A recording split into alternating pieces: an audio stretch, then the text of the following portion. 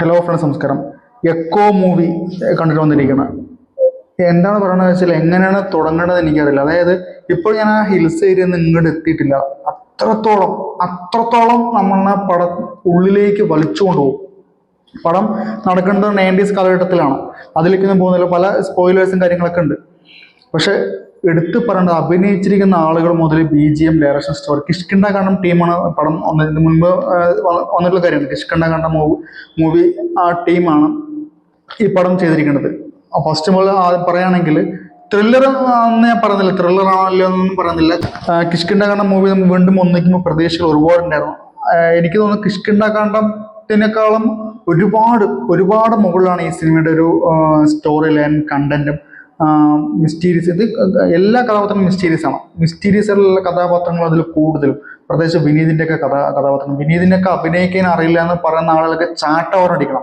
ശരിക്കും അദ്ദേഹം, ഞാൻ എൻ്റെ ഫേസ്ബുക്കിലെ കമന്റ്സിലൊക്കെ വിനീതിനെ പറ്റിയിട്ട് അഭിപ്രായങ്ങൾ പറയുമ്പോൾ ഞാൻ പറയാറുണ്ട്. കാരണം വിനീത് അഭിനയിച്ചിരിക്കുന്ന പല ക്ലാസിക് സിനിമകൾ ഇന്നത്തെ പുതുമുഖ നടന്മാർക്ക് സ്വപ്നം പോലും കാണാൻ കഴിയാത്ത കഥാപാത്രങ്ങൾ അദ്ദേഹം ആ തുടക്കകാലത്ത് ചെയ്തു വെച്ചിരിക്കുന്നത്.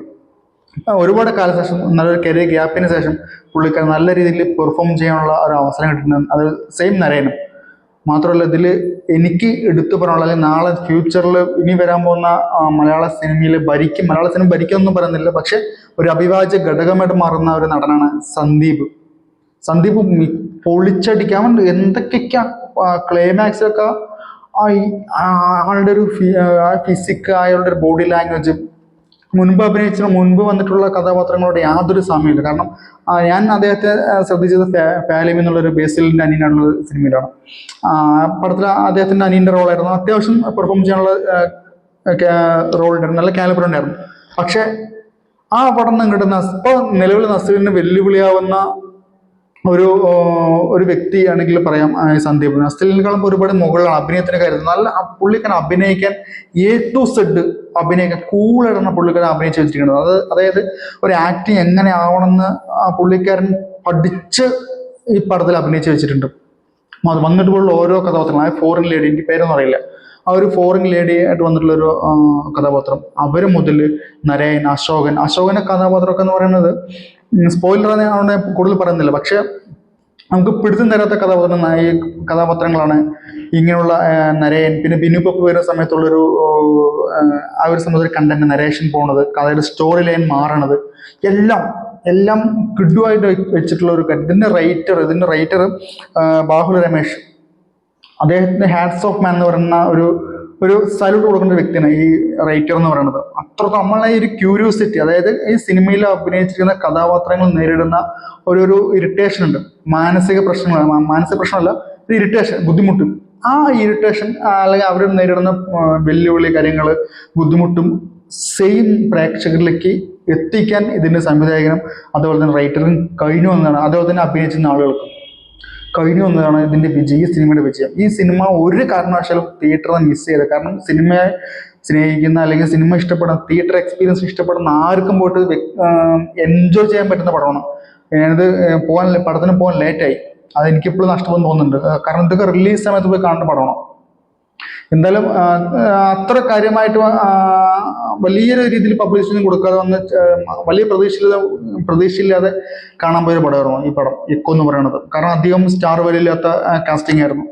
എങ്കിൽ കൂടി കൊടുത്ത പൈസയേക്കാൾ കൂടുതൽ മുതലാവെന്ന് വേണമെങ്കിൽ ഉറപ്പിൽ പറയാം. ഒരു കാരണവശാലും സിനിമയെ ഇഷ്ടപ്പെടുന്ന ആളുകൾ, തിയേറ്റർ എക്സ്പീരിയൻസ് ഇഷ്ടപ്പെടുന്ന ആളുകളാണെങ്കിൽ ഒരിക്കലും തിയേറ്റർ മിസ്സാവരുത്. കാരണം നമ്മൾ അവിടുന്ന് ആ ഒരു മലപ്രദേശമായാലും ആ ഒരു കഥാപാത്രങ്ങൾ, അല്ലെങ്കിൽ അവിടുന്ന് ആ ഒരു സിനിമയിൽ നിന്ന് ഇറങ്ങി വരാൻ കുറച്ച് സമയമെടുക്കും. എനിക്ക് സത്യമായി മഞ്ഞുമൽ ബോയ്സ് ഒക്കെയാണ് ഞാൻ മുൻപ് പറഞ്ഞത്. മഞ്ഞുമൽ ബോയ്സ് ഒക്കെ എനിക്ക് ഈ ഒരു എക്സ്പീരിയൻസ് കിട്ടുന്നത്. എനിക്ക് ആ ഒരു കഥയായിട്ട് സാമ്യമില്ലെങ്കിലും ആ ഒരു എക്സ്പീരിയൻസ് നമ്മളെ അതിൽ BGM, ഓരോ സീൻസും സെപ്പറേറ്റ് വെറൈറ്റി BGM, അതിൻ്റെ ഇതിൽ കൂടുതൽ നാച്ചുറലായിട്ട് ഒരുപാട് സംഭവങ്ങളുണ്ട്.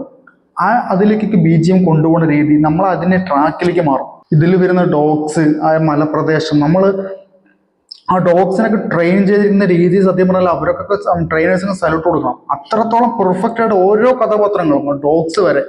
മാത്രമല്ല മലപ്രദേശത്തിലേക്ക് നമ്മൾ, കാരണം ഈ ത്രില്ലർ സിനിമകളുടെ ഒരു സ്ഥിരം സ്പോട്ടാണ് ഈ മലപ്രദേശം എന്ന് പറയുന്നത്.